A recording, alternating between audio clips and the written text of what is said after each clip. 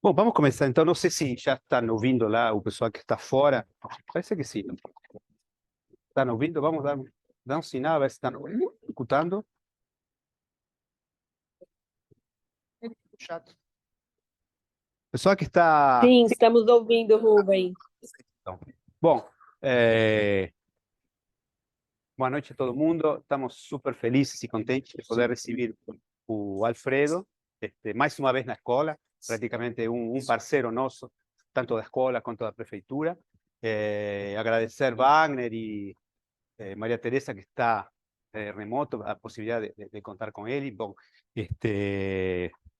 aqui tem um hipercurrículo dele, não vou ler todo isso porque podemos finalizar amanhã, mas bom, formado na Universidade de Colômbia, fundador de Urban Think Tank, já faz mais de 30 anos, ou seja, não foi ontem.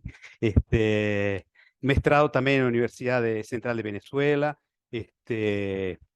profesor de la Escuela de Columbia, del Instituto de Tecnología de Zurigue, de Viena, en fin, de Bergen, y agora da Escola da Cidade também. Então, Claro, uma honra que que faça parte, é verdade, se faz mais de 10 anos, ou talvez um pouco mais ainda. E além disso, vários prêmios. Prêmio Ralph Erskine, Olsin de Ouro, Olsin de Prata para Design Social, Leão de Ouro da Bienal de Arquitetura de Venecia 2012, ou seja, é um privilégio estar com Alfredo aqui mais uma vez. Então, agradecemos e passamos a palavra para Alfredo. Gracias Obrigado. por invitarme. Gracias. Não, por favor. Muchas gracias. Huh? Okay. Maybe I see. I just turn around and we can see. How do I click? You click. Are you sure? No, better I just do it. Yeah. You can go watch. You go watch. You go watch. Okay. Are we ready? Okay. ¿Estamos listos? Sí. Ok. Vamos a ver si aguantan. Va a ser largo, un poco fastidioso, pero les prometo que va a ser profundo. Yo vengo de una historia, como dices tú, muy larga, de mucha dificultad. Se destruyó donde fundamos el think tank y todo el trabajo hoy día es para Caracas. Todo el pensamiento, todo es en función de un día volver. Y ese día llegó. Yo estoy volviendo a Sudamérica. Ya no quiero vivir en Nueva York. Ya no quiero vivir en Zúrich. Quiero vivir en Sudamérica. Y van a ver por qué. Ay, ¿cómo hago? Oh, no me funciona. El clic. Ah, perdón. What is it? Shift? No. No se mueve. Ah, lo tengo que... Ok. Lo más importante que me gustaría invitarlos a todos los que están aquí. Siéntate, por favor, ven. Llegaste justo a tiempo porque estoy invitando a cervezas el jueves. Sí. ¿Cómo se dice en portugués el jueves? Thursday. La quinta. ¿A qué hora? A las 6:30. A las 6:30 en la librería Eiffel. Vamos a tener un pequeño brindis. No creo que vamos a romper champaña, pero cerveza sí. No. El libro que vamos a inaugurar es de un poco de lo que vamos a hablar hoy. Se llama The Architect and the City, el arquitecto y la ciudad. Pero tiene un subtítulo. ¿Qué dice el subtítulo? Ideología, idealismo y pragmatismo. O sea, que toca sobre todos los problemas que nosotros tenemos en Sudamérica. Y ha sido mi dedicación pensar. ¿De dónde viene el título? El arquitecto y la ciudad. ¿De dónde? De Aldo Rossi. Aldo Rossi escribió en el 66 el libro seminal que se llamaba, ¿alguien sabe? Aldo Rossi. la arquitectura de la ciudad. ¿Cuál es la diferencia? Él hablaba de los edificios, de la tipología, de la historia misma, de hacer la ciudad físicamente, ¿no? Entonces, él hablaba de los edificios como un hito. Y él creía además, con mucho pesimismo de los años 60 en Italia, que lo único que podía resistir el tiempo era una edificación bien pensada, que era además con una tipología muy fuerte, resistía, que es, ¿por qué lo hizo? Porque él vio que todas las iglesias, por ejemplo, de Venecia, él resistían en la ciudad, porque las iglesias quedaban, remanaban perfectamente en su rectángulo, digamos, y resistían el tiempo. Muy bonito el libro, me influenció mucho. Y Aldo Rossi vino a Venezuela y lo conocí en su momento. Pero este libro trata de lo que Rossi quería hablar. Él denota en el último capítulo del libro, él habla sobre la ideología, él habla sobre Manfredo Taufuri, que era su gran maestro, él habla de la resistencia, él habla de el rol del arquitecto. No es la arquitectura ya, es qué puede hacer el arquitecto en la ciudad. ¿Cuál es el rol del arquitecto? Y eso lo vamos a explorar hoy. En general, porque siempre uno tiene que evolucionar el pensamiento, porque si no sería una reproducción simple del libro. No es. Es una composición nueva, una idea nueva que les voy a presentar, que se llama Urban Parangole. ¿Qué es eso? Parangole. Básicamente, para resumirte, es una ciudad latinoamericana. El parangolé es gente en movimiento, en diversión. ¿De dónde viene? ¿Alguien sabe? De Oiticica, del gran artista brasilero.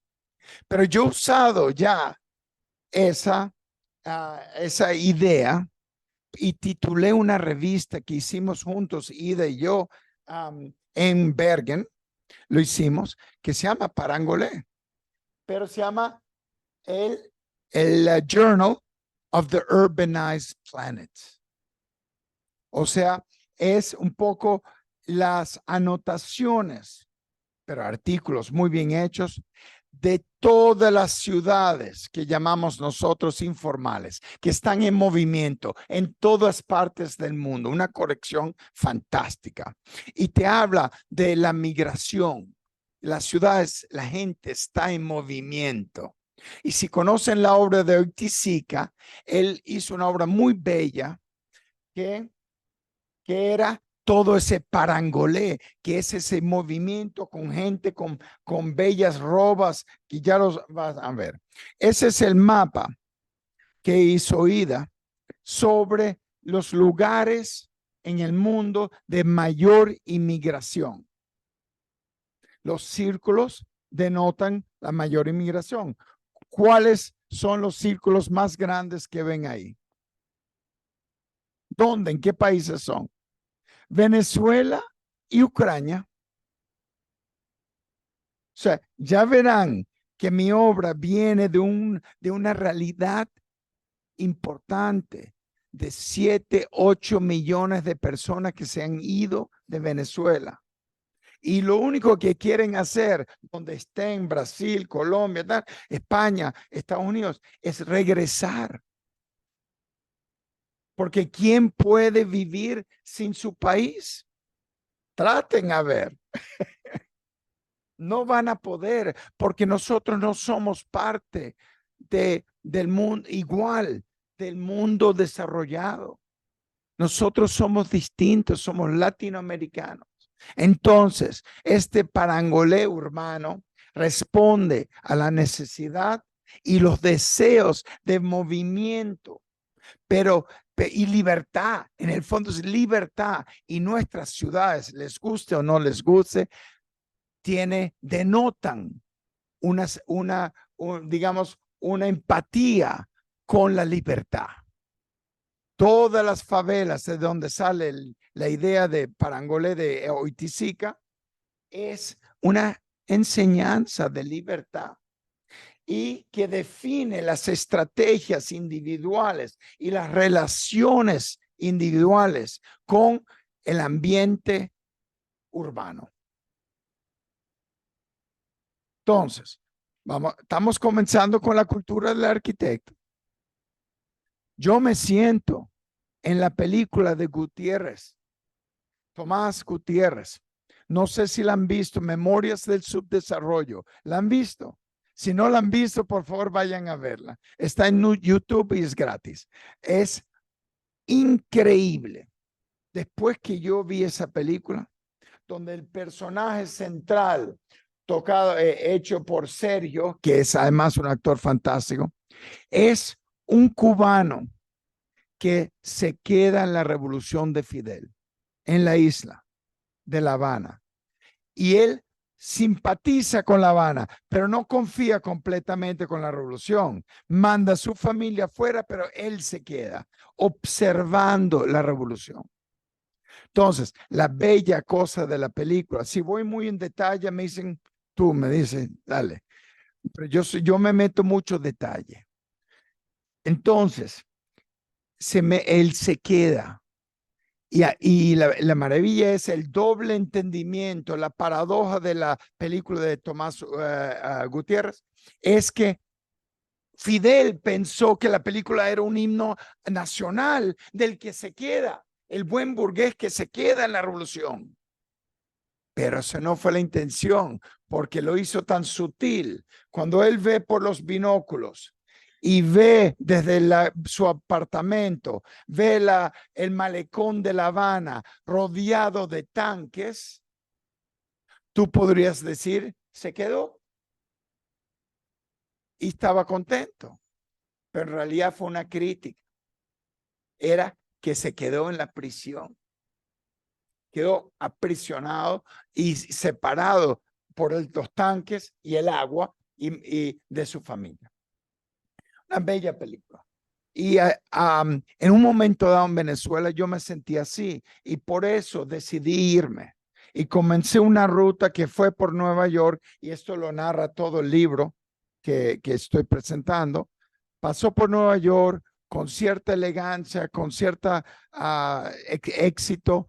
Pudimos mostrar las favelas de Sudamérica, de Brasil, tal. Hicimos relaciones con la Escuela de Ciudad, con CEJAVI, con todo. Y después me llevó en un mundo europeo, que yo soy de origen europeo holandés, pero después de 10 años dije, no más. Imagínate que yo era profesor de la facultad de la ETH Zurich y fuimos los decanos en un momento dado de la ETH.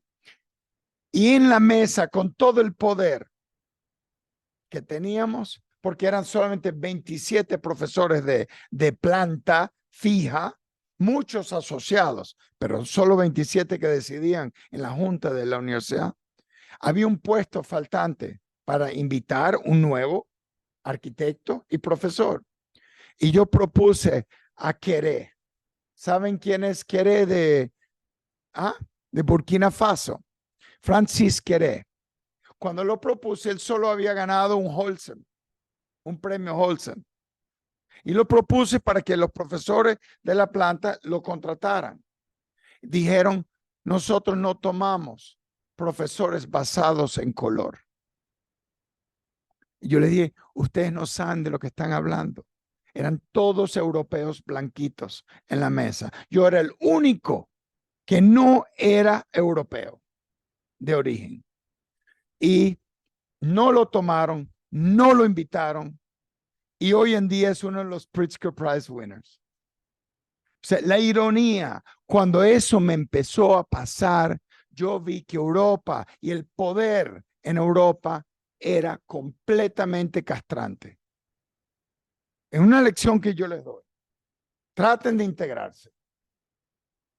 Y esto estaba pasando en el otro lado del mundo, en mi país. ¿Te imaginas la frustración? ¿Te imaginas la postura de un profesor en Suiza tratando de traer un poco las ideas a Suiza? Pero los suizos no estaban interesados. Nada. Entonces me pareció muy triste y por eso me devolví. Y por eso los entierro. ¿Por qué? Esto es en México. Y me parece una lección importante para todos ustedes. Esta foto la llamo yo, es obviamente el Día de los Muertos. En Ciudad de México, tuve una foto tomada por mí. Es el Día de los Muertos, ponen las urnas de los intelectuales y famosos que se han muerto. Y uno de ellos, verás, Ricardo Legorreta, ¿no? Y además está Carlos Fuentes y tal. Pero ¿qué en el fondo me llama la atención a mí? ¿Y por qué muestro la foto? Esto lo digo yo, es la foto. Si tiene título esta foto, se llama La tiranía de la nostalgia. ¿Qué les quiero decir con eso?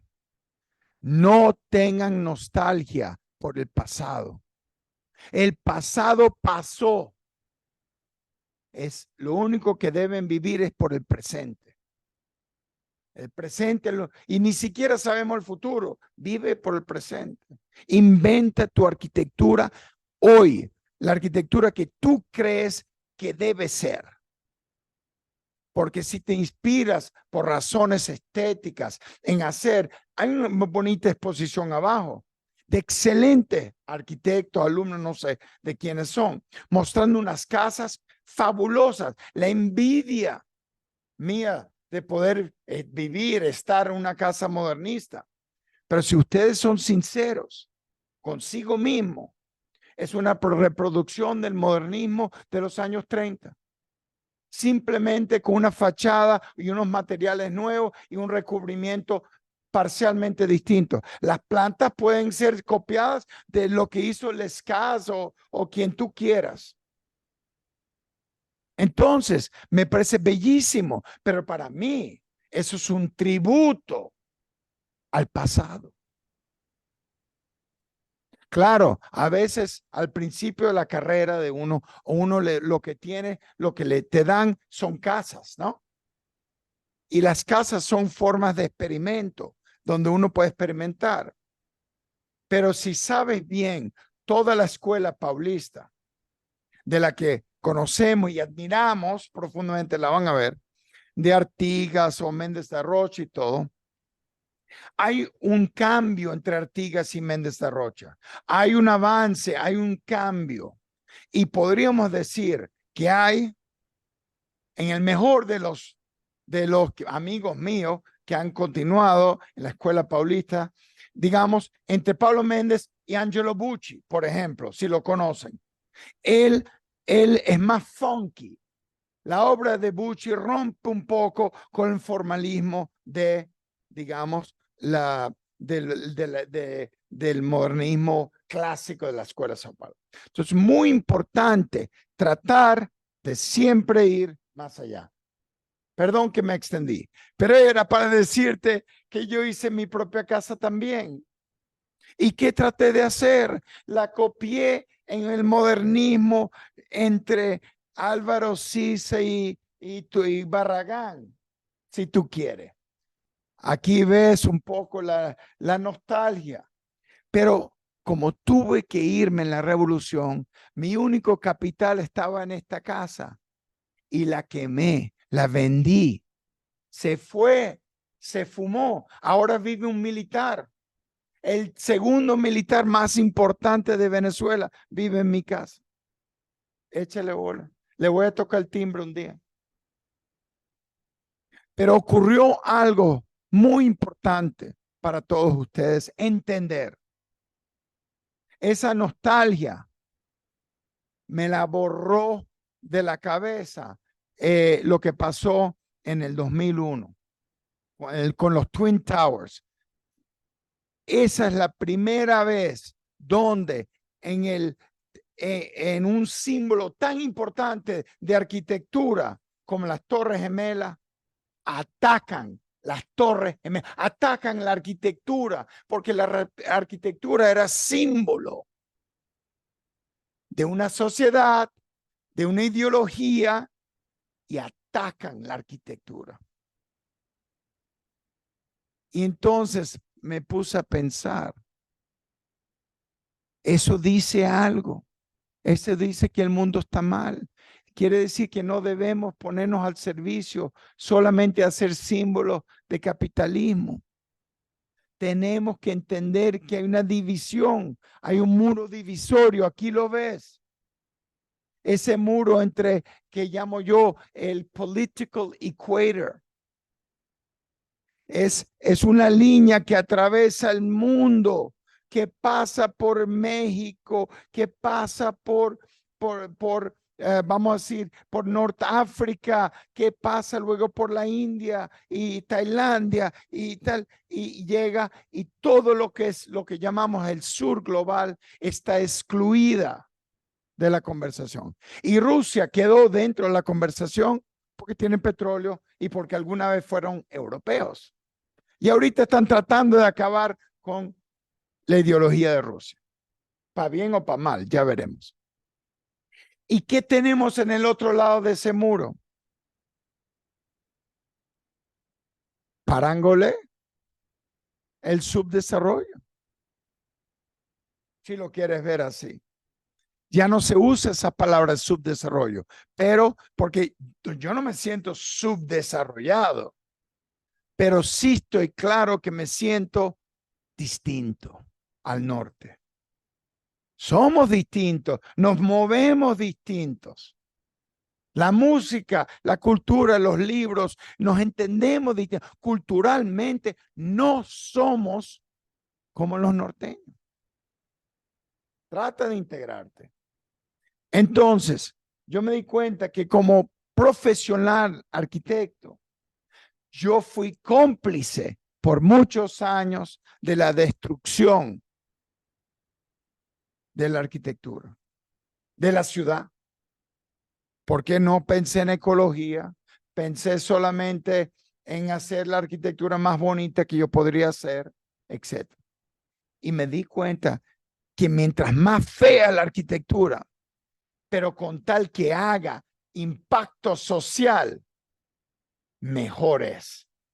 O sea que no es el envoltorio, no es la estética de la arquitectura, es la ética de la arquitectura. Cuando yo abro una revista, lo que no estoy buscando es qué foto me gusta más, qué proporción fue mejor, qué material fue más bonito. No, estoy viendo la obra, buscando la obra que hizo mayor impacto cuando se colocó, dónde se colocó. Entonces, nos veían a nosotros y nos ven todavía, no lo crean, no ha cambiado completamente, como el mexicano dormido con el gran sombrero, el de Speedy González. ¿Te recuerdas la comiquita, no? ¿No? Pero ya no somos eso. Ahora somos la mafia latina, poderosa, colombiana, venezolana. No, dicen que el cartel de Sinaloa controla todo, el Darién controla todo Sudamérica.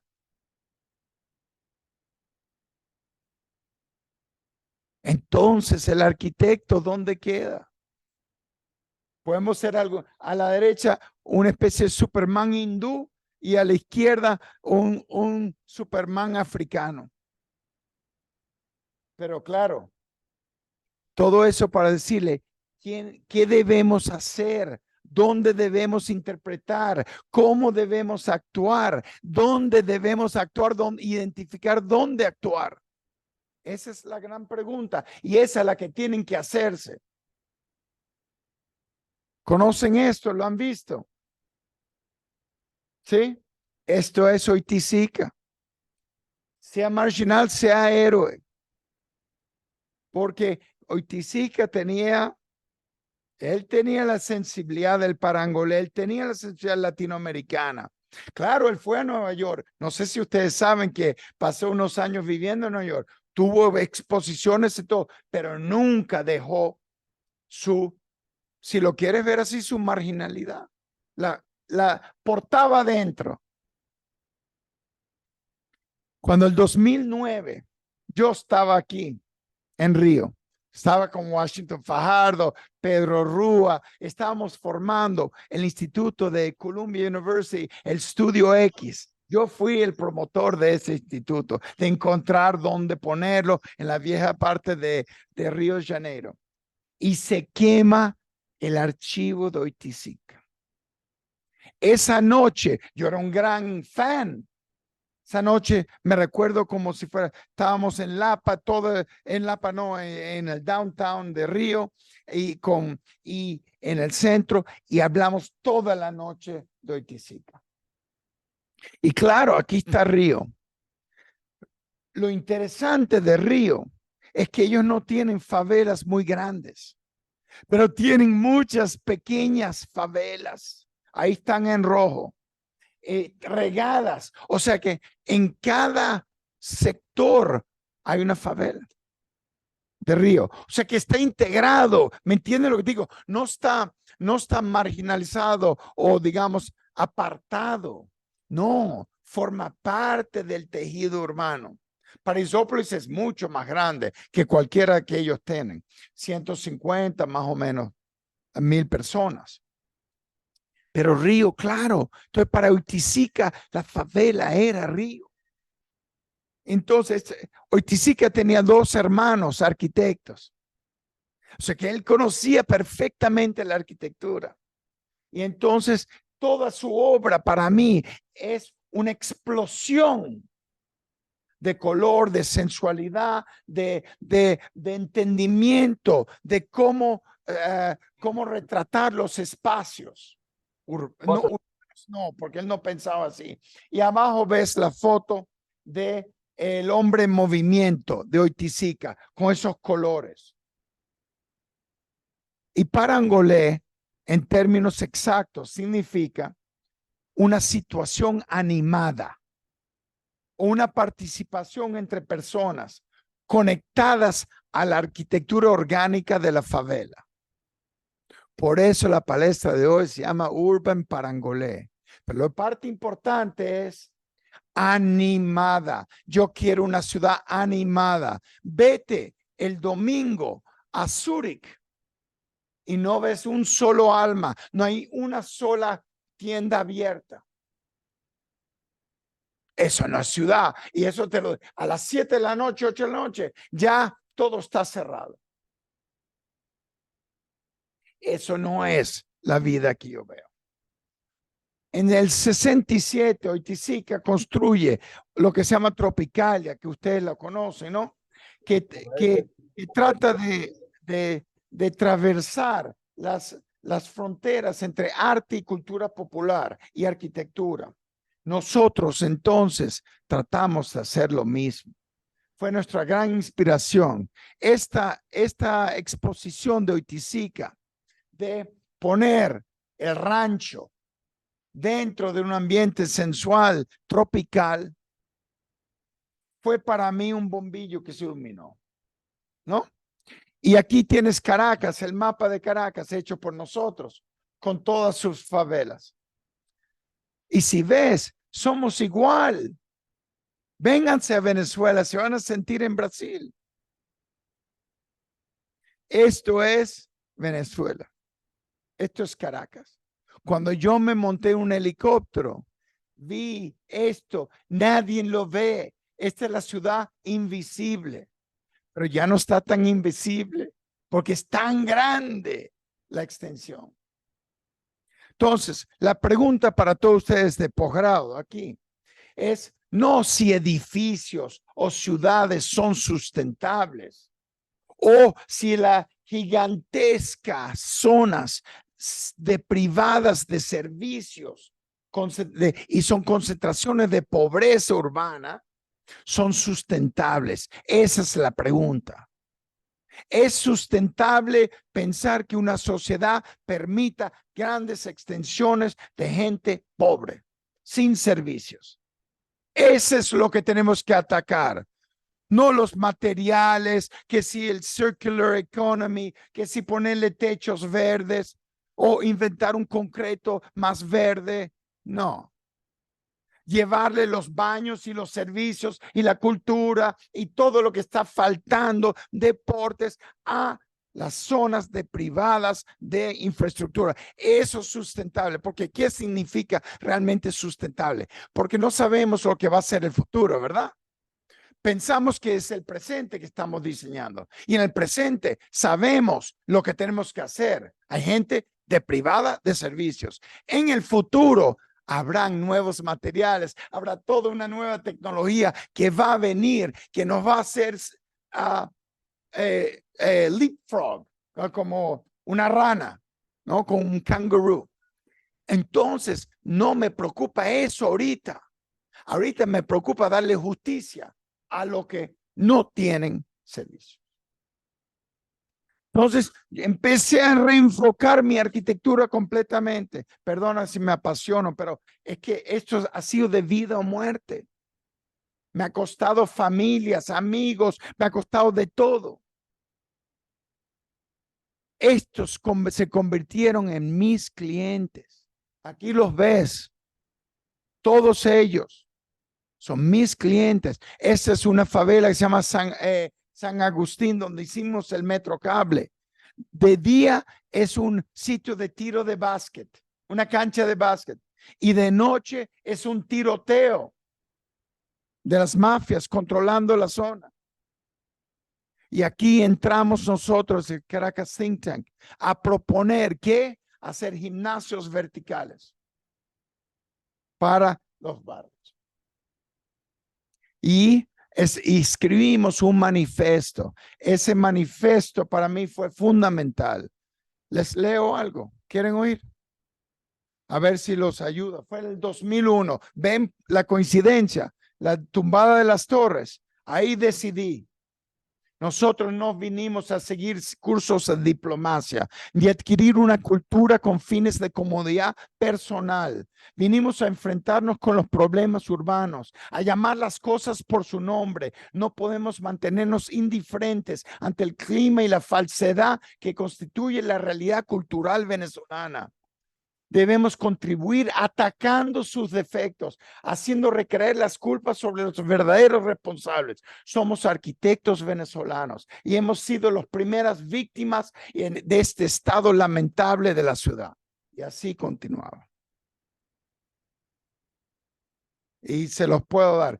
Esto está todo en el libro. Pero sigo para no fastidiarlos tanto. Y que entonces empezamos a hacer diagnóstico.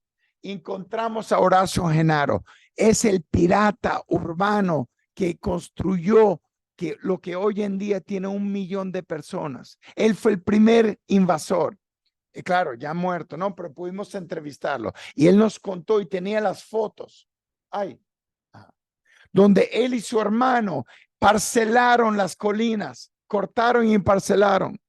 Banquearon los suelos, parcelaban para los amigos, los primos, la tía, la invasión por la inmigración que venía a Venezuela. Hacían la primera casita de madera, picaban la montaña y a lo largo de los años esa misma montaña se fue haciendo. Esa teoría o ese ensayo que hicimos se llamaba la casa en crecimiento. The Growing House. Y comenzaba con esto, ¿no? Ese es el módulo. ¿Y qué quiere decir? La arquitectura se construye en el tiempo. Fue moderno, tiene 100 años solamente la idea que la arquitectura tiene que construirse en un periodo finito, en 1 año, y tiene que revenderse. Y hay un mercado de apartamentos o de ¿cómo se dice? Real estate, ¿no? Tiene 100 años. Tenemos 5,000, hay ciudades que todavía funcionan, que fueron construidas como Fez en Marruecos. 5,000 años está funcionando como primero se construyó. Entonces, ¿quién nos llevó a esto? ¿Quién? Levanten la mano. ¿Quién nos llevó a esto? Los americanos. Toda esa idea del mercado de inmobiliario lo inventaron los americanos. Y así ellos conquistaron América. Así fue que pusieron impuestos de derecho a la propiedad. Pero ¿qué hicieron al principio? El gran Oklahoma Divide. ¿Oyeron hablar de Oklahoma? Hay una foto donde unos cowboys en caballo, en línea, y alguien con una pistola señalada y una pradera abierta. Y tú podías correr con un mapa y agarrar tu parcela sin pagar un céntimo. Pero está delimitada la parcela. O sea, la división de los Estados Unidos, por eso la cuadrícula proliferó en los Estados Unidos. Como los españoles fueron los que conquistaron y desarrollaron los Estados Unidos también. Y lo proliferó. Y esa cuadrícula que proliferó, recuperó la inversión con impuestos del derecho de frente. Los Estados Unidos viven impuestos de inmobiliarios, de transacción, a la riqueza, etcétera, etcétera.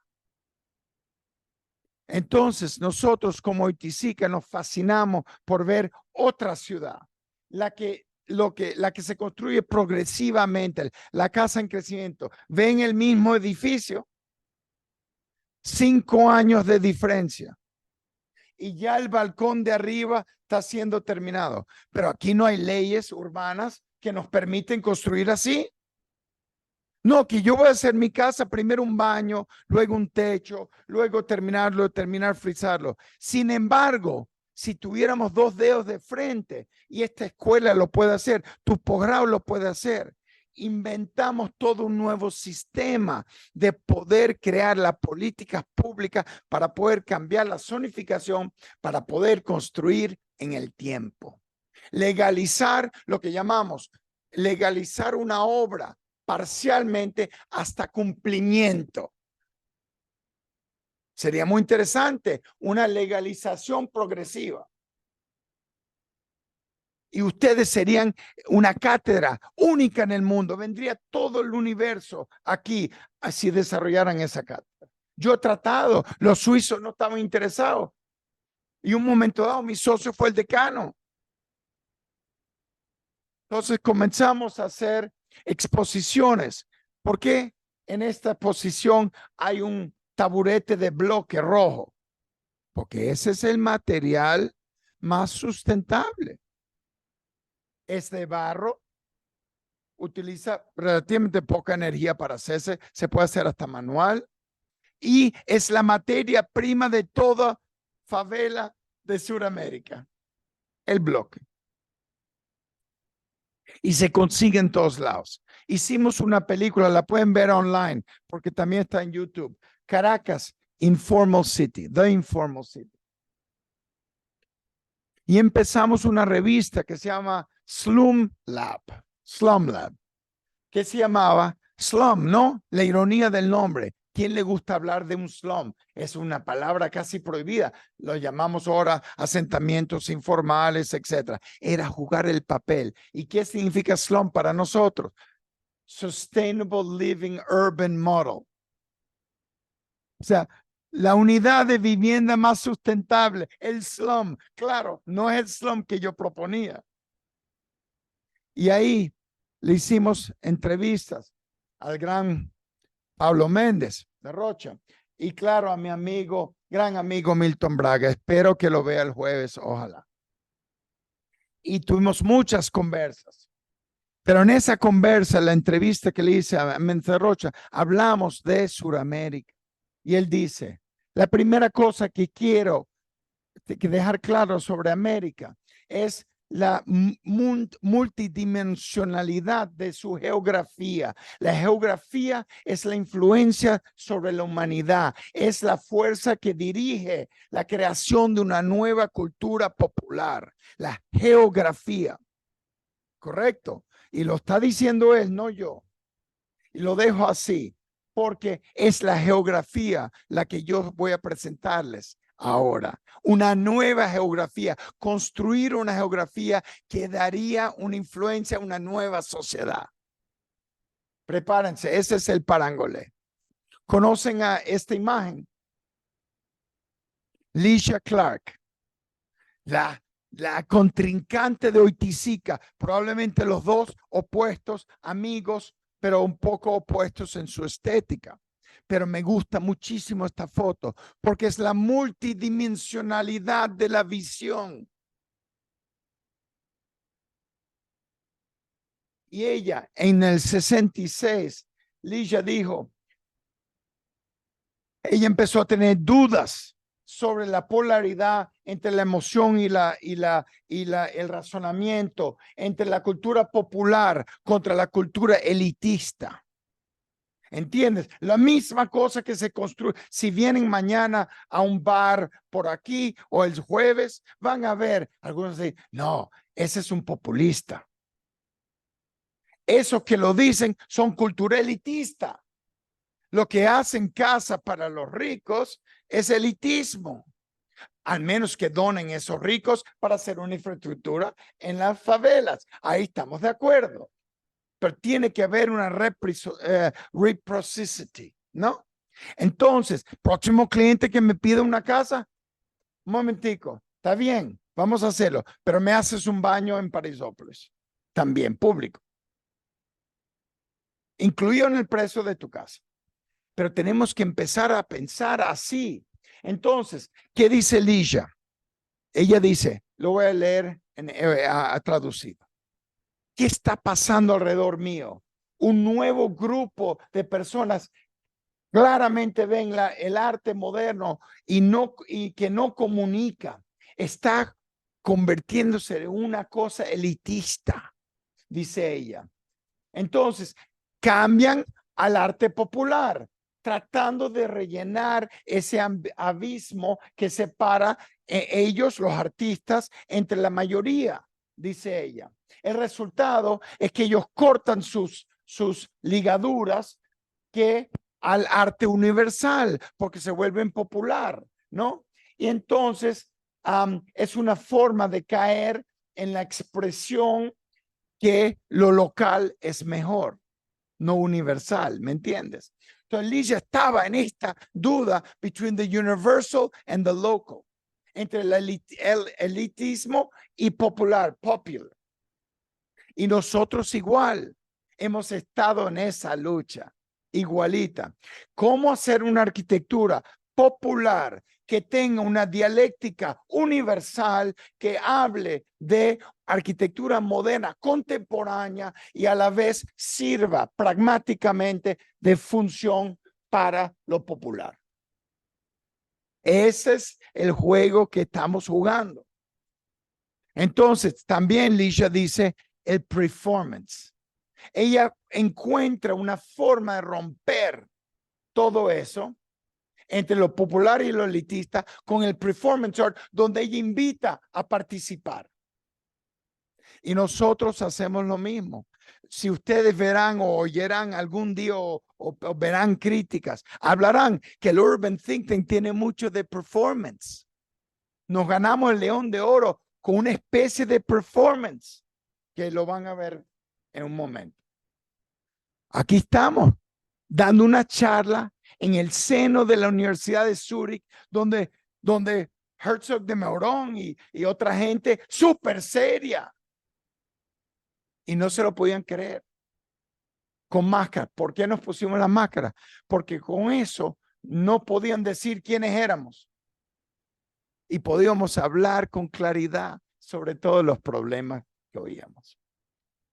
Pero la arquitectura puede ser performance también. Se recuerda el de Oiticica, el shack de Oiticica puesto en el Museo Tropicalia.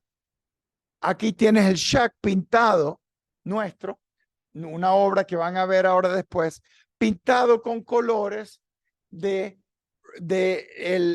arco iris, rainbow, ¿no? ¿Por qué? Porque esto es en Sudáfrica, en un township de Sudáfrica. Y Sudáfrica, Mandela lo llamó el Rainbow Nation, por todas las razas. Hablan más de 10 idiomas en las tribus, 12 idiomas. Entonces la Torre David, este libro, que si lo conocen, También fue un performance, pero súper técnico, que nos ganó el León de Oro. Esta torre abandonada, 45 pisos en Caracas, destinada a ser un banco, invadida, squatted completamente por 3,000 personas, construyeron su favela vertical, etcétera, etcétera. Y yo cuento esa historia. Pero resulta ser que en la torre todo el mundo trabajaba en esta zonificación que les muestro a menos de 1 kilómetro alrededor de la torre. O sea, vivían donde trabajaban cuando venían de favelas que eran a 3, 4 horas para llegar a su trabajo. El interior era una estructura como el de Le Corbusier, como el Domino House, lista para ser invadida. Había un parking que te llevaba por $1 arriba al piso que tú quisieras. En todos los pisos habían abastos. Era una ciudad. Primero construían con papel, bloque, pero apartamentos geniales, geniales. Y tenían cancha de básquet, lo que era el lobby del banco, una cancha de básquet. Y las fachadas, pues, las iban terminando progresivamente, ¿no?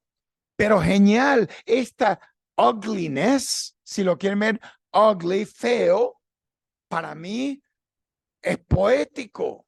No sé cómo lo ven ustedes. Preséntaselo a un cliente. Lina tuvo la capacidad de abrir esos huecos como si fueran bombardeos, ¿no? De la Segunda Guerra Mundial en un búnker. Muy, muy brillante. Y entonces nosotros propusimos en la torre abrir huecos en piso, comunicar piso, hacer todo tipo de cosas. Empezamos a analizar la torre, hicimos todo tipo de dibujos, cómo poner sistema de transporte entre pisos, hacer fachadas nuevas, baratas, imaginarnos una torre rehecha con el gobierno y los ocupantes. El gobierno venezolano, chavista, estaba Chávez, cuando nos ganamos la Bienal de Venecia con la propuesta, Chávez decía, por ahí andan diciendo que la torre esa David se ganó un premio. Vayan a ver eso, le decía a los ministros de la vivienda, vayan a ver esa torre. La gente pensó, bueno, nunca pensó realmente, porque la torre era una torre de estructura de un banco, valía millones, ¿no? Sabían que tarde o temprano se iban a salir, pero nosotros tratamos de convencer al gobierno que hiciera la primera obra realmente socialista, que era trabajar con la comunidad. ¿Por qué? ¿Cuál es el gran problema de la ideología del socialismo? ¿Cuál es? No, la idea de la igualdad la hace Escandinavia y de Noruega. Scandinavian Economics es una economía donde el Estado interviene, donde maneja el Estado el petróleo, por decir, pero es una economía donde hay igualdad. Entonces, el problema no es la ideología. El problema nuestro es que nuestros líderes de la izquierda, Lula, Chávez, lo que tú quieras, el chileno, el argentino, no saben qué imagen de ciudad corresponde a la ideología socialista. Creen que es el mismo mercado, la imagen de ciudad, que podría ser efectuado para el socialismo. No, pues el socialismo habla de otra cosa. Entonces tenemos que buscar la arquitectura correspondiente para esa ideología. Y como nadie sabe hacer una arquitectura colaborativa, ¿y cuál sería la estética de esa? ¿Qué pasa? Que termina siendo Rusia, toda la izquierda, toda la cortina de hierro, que hace África, los líderes, los sudamericanos, que hace mismo Brasil, termina utilizando el esquema stalinista, los Plattenbau, los bloques, esa imagen moderna que a ustedes tanto les gusta, que son los bloques lineales de vivienda popular. No son malos, Le Corbusier los utilizó, Pero esos bloques venían ya prehechos, venían con una estructura donde no había colaboración. Los apartamentos te metían ahí a los huecos de las pajareras sin tú tener ningún voz ni voto de cómo hacerlo. O sea que faltó todo un discurso de diseño que tenía que acompañar el bloque. Y nosotros empezamos. En la Torre de David empezamos a ayudar a la gente con cerámicas recuperadas, porque los desechos empezamos a hacer con ellos mismos, escogiendo su propia cerámica. Los ayudamos a hacer sus apartamentos. Ahora, nadie conoce este cuento porque nadie se lee un libro. Nadie lee. La Bienal por todas partes del mundo, pueden ir en la web. Decía, la marginalidad ganó el premio de la Bienal. Tú sabes, cantidad de cosas absurdas dijeron. Pues no sabían lo que estábamos hablando. El premio de la Bienal condona las invasiones, cualquier pendejada, dijeron. Porque no entendían, porque cuesta un montón contar este cuento. Ya me estoy extendiendo. Porque cuesta. Si todo el mundo entendiera lo que yo entiendo de la vida, sería muy fácil permisar los proyectos. Sería muy fácil, pero ni siquiera entre los colegas nos entendemos lo que es la arquitectura, qué es el urbanismo, cómo se debe hacer. Entonces, ¿cómo menos vamos nosotros a comunicárselo a los gobernantes? Se necesita una escuela dedicada al tema de cómo hacer una arquitectura apropiada para Sudamérica. Aquí están algunas de las consignas, algunas buenas, otras malas. Spontaneous urban construction in society. Living in the ruin. O sea, el premio en la ruina. Entonces, esa fue solamente la parte 1. No, la introducción. Vamos a ver dónde llegamos. Cuando se fastidia me dice. Ok, vamos a ver la ciudad grande. A grandes rasgos. ¿Y qué hago yo? Yo hago aquí una invasión completa, metabólica, ecológica de la ciudad. Estas son las torres de Parque Cristal en Venezuela, de una zona de Caracas, que era una zona, en realidad, un proyecto socialista, unas torres, bloques enormes. Y yo lo que digo, tenemos que inventar un nuevo concepto que es lo informal con lo informal, o sea, hacerlo híbrido. Y por eso yo relleno todos los espacios verdes con nuevas arquitecturas añadidas, que es lo más informal. Entonces, el tema de hoy es ciudad, escala, tools y sueños. Imaginémonos el mundo, el sur global, por un segundo. Déjame llevarlos en una aventura. El planeta verde y azul. Vamos a acercarnos a ese planeta verde y azul. Es un planeta urbanizado, completamente urbanizado. Es una sola ciudad planetaria. Todo, o sea, ¿qué podemos decir de este planeta urbanizado? Bueno, en el 2050 tendremos 9.6 billones de personas, incrementándose cada vez más. Más del 90% del crecimiento urbano va a ocurrir en favelas, en asentamientos informales. Tenemos que hacer una cátedra como esta. Esta es dedicada a lo informal, ¿correcto? Fantástico. Entonces, volvemos a esas zonas de exclusión. Aquí ves Ceuta, ¿no? Que es el muro que para de entrar a Europa. Y aquí ves las protestas en todas partes del mundo. Entonces, si hay crisis como la hay en Ucrania, etc., ¿cómo transformamos la ciudad? La hacemos como el slide aquí a mi derecha. Acortamos, terraplañamos, ponemos edificios, llamamos a buenos arquitectos, le ponemos edificios, ¿no? O aprendemos algo de la favela, que se posa livianamente, casi no corta cerro, se adapta a la topografía, usa el material más cercano para transporte, no traen importados de la China, de ningún lado. Bueno, y tiene más comunicación, está hecha por las personas mismas, ¿me entienden?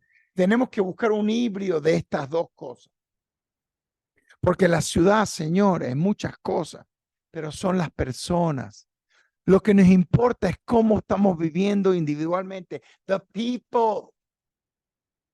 No la arquitectura. No romanticen las estructuras. No.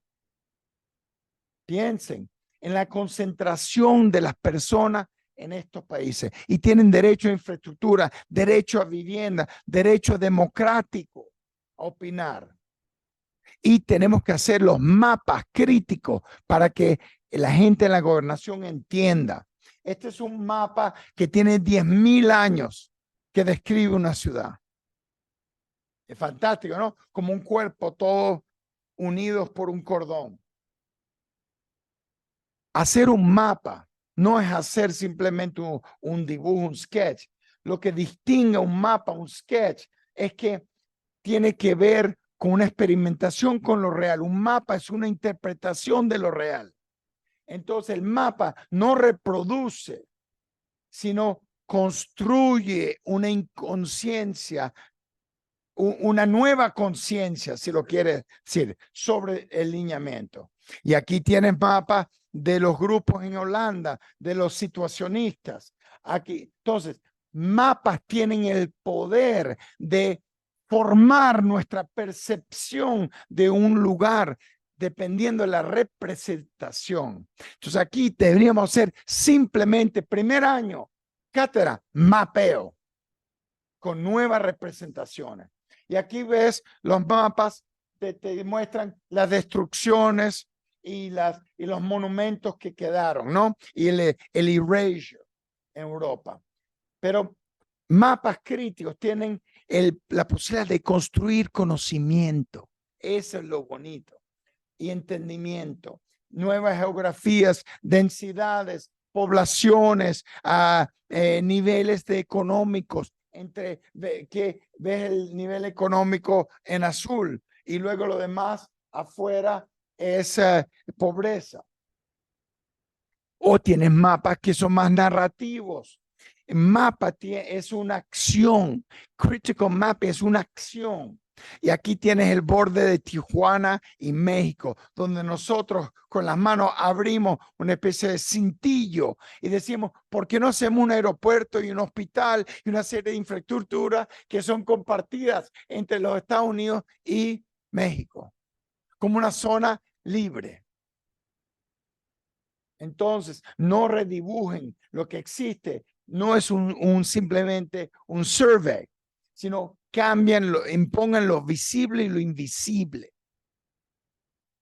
El Archizone de Archigram de Inglaterra hizo unos mapas fantásticos.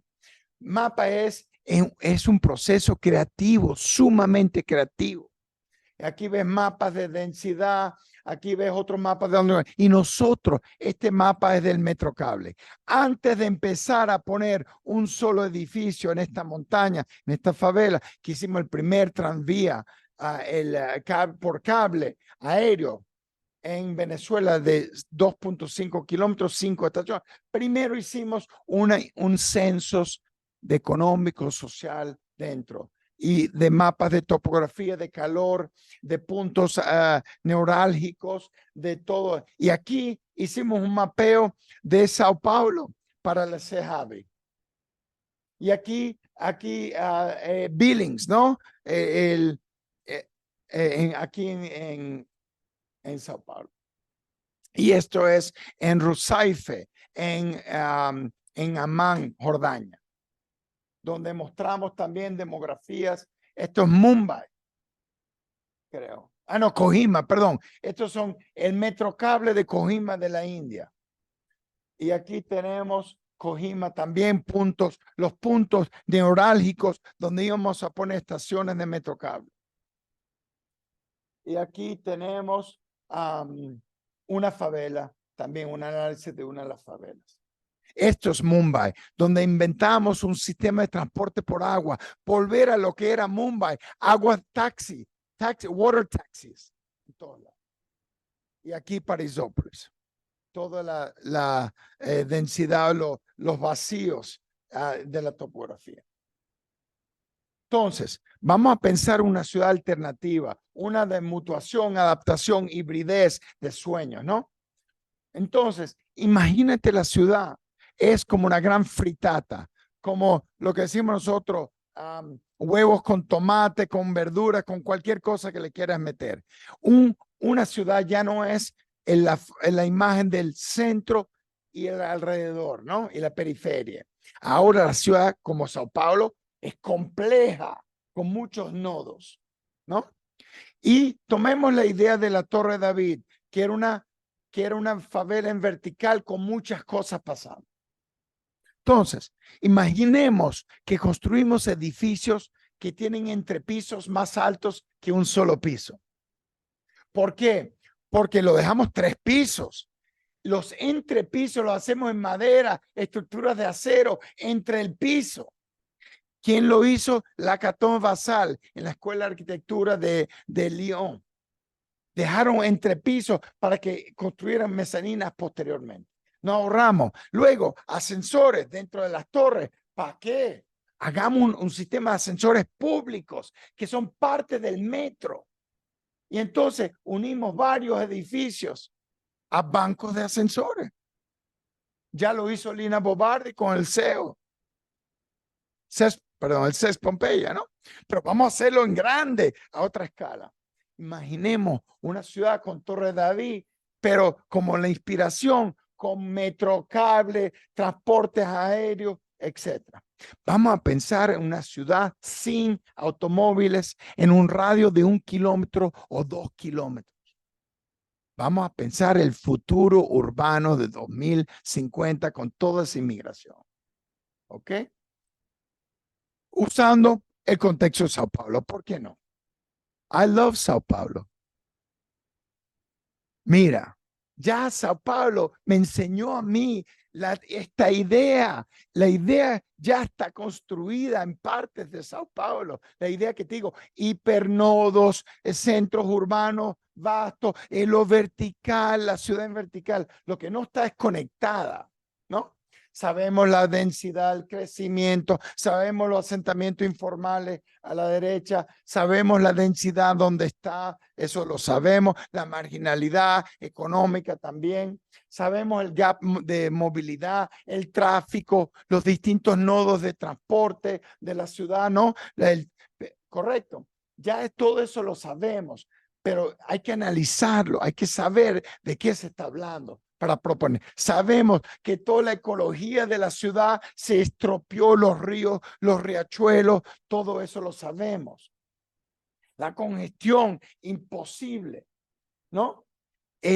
Y los huecos debajo de las infraestructuras que pueden ser muy útiles para construir cosas vacantes, ¿no? Aquí, entre los cortijos o debajo de los puentes y la informalidad se mueve en otra forma, con tuk-tuk, con bicicleta, toda una serie de formas en que se mueve la informalidad. Eso es Parangolé. El análisis de una ciudad que tiene esa complejidad. Y entonces, déjame clarificar lo que dice Oiticica. Él dice, tengo un interés en el baile, en el movimiento, en el ritmo, en la parte vital, en la desintelectualización de la ciudad. Mi experiencia de vitalidad es indispensable. Hay que demoler las ideas preconcebidas de la ciudad. Entonces, permíteme demoler alguna de esas ideas por un segundo. Agarramos todos esos nodos que te acabo de describir y hablemos de la ciudad sincrética. Esa ciudad sincrética, no podemos remodelar todo Sao Paulo, ¿correcto? Pero podemos remodelar o poner nuevas zonificaciones a ciertos nodos. No sé si es Lapa, el centro, no sé qué, las distintas zonas, Parisópolis, Murumbi, no lo sé. ¿Cuáles son las zonas que la municipalidad pudiera determinar? Pero esas zonas las declaramos sin carro. Claro, puede tener una regulación, carros entran, se cierra digamos de 5 de la mañana, se hacen deliveries de pequeños automóviles y hacemos parking garages, estacionamientos públicos donde tú dejas tu carro y en un radio de 1 o 2 kilómetros te mueves en formas informales, tuk-tuk eléctricos, carros que se permiten de alquiler, etcétera, etcétera. Entonces imagínate, estos nodos aquí están mapeados en Sao Paulo, ciertos nodos. Vamos a concentrarnos en uno de esos nodos de 1 o 2 kilómetros. Quítate la noción preconcebida que esto no se puede hacer. Ya Sao Paulo es vertical. Aquí tenemos uno de esos nodos circular, vamos a decir. Entonces, vamos a empezar a ver qué podemos introducir a esos nodos. Podemos unir nodos, edificios, poner puentes entre edificios, podemos poner rampas, podemos como tiene la topografía de Copán. Copán es toda una geografía, que fue lo que les dije al principio, construir unas nuevas geografías. Eso es lo que estoy tratando de proponer, porque al construir unas nuevas geografías cambiamos la estructura de la ciudad y la estructura de la sociedad. Entonces, pensemos en una ciudad en 3D, no en 2D. Agarremos la ciudad que tenemos aquí y volteémosla. Tú sabes que la ciudad plana tiene zonificaciones.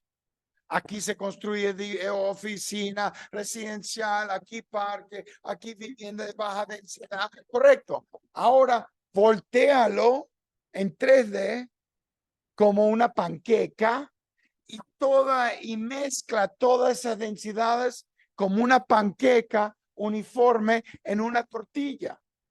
Ya no permitemos que democráticamente en estas zonas toda la ciudad puede subir o pagando o trayendo la infraestructura. Esa negociación no la sabemos todavía, correcto, pero esa negociación se puede hacer. Ese es el mapeo. A medida que vas subiendo, vas conectando estratos. ¿Entiendes? Entre edificios. Ahora los edificios son públicos y privados. Ahora la ciudad de la municipalidad es dueño de la parte vertical. Toda la infraestructura vertical pertenece al metro. Todas las conexiones al metro. Todos los elevadores, todas esas conexiones, ¿no? Hacemos unos rules, unos elementos, unos tools, unos escenarios y unas intervenciones. ¿Ok? Sabemos los elementos de la ciudad, los parcelamientos, sabemos que tenemos que poner hospitales, ciertas cosas culturales, edificios, sabemos que tenemos que tener nodos de parking que pueden ser para plug-in, ¿no? Carros eléctricos que pueden cargarse en la noche o ser una gran batería. Cuando tú metes tu carro, es un edificio batería. ¿Ok? Etcétera. Sabemos que hay una nueva geografía de conexiones y programas que se pueden variar en la densidad. Ok, aquí están los ascensores, aquí están todos los elementos verticales nuevos que son de la ciudad. Y el resto es del mercado privado, pero el privado y lo público se habla. Y aquí, y a medida que tú vas subiendo, te permitimos que tú subas si tú pones infraestructura social.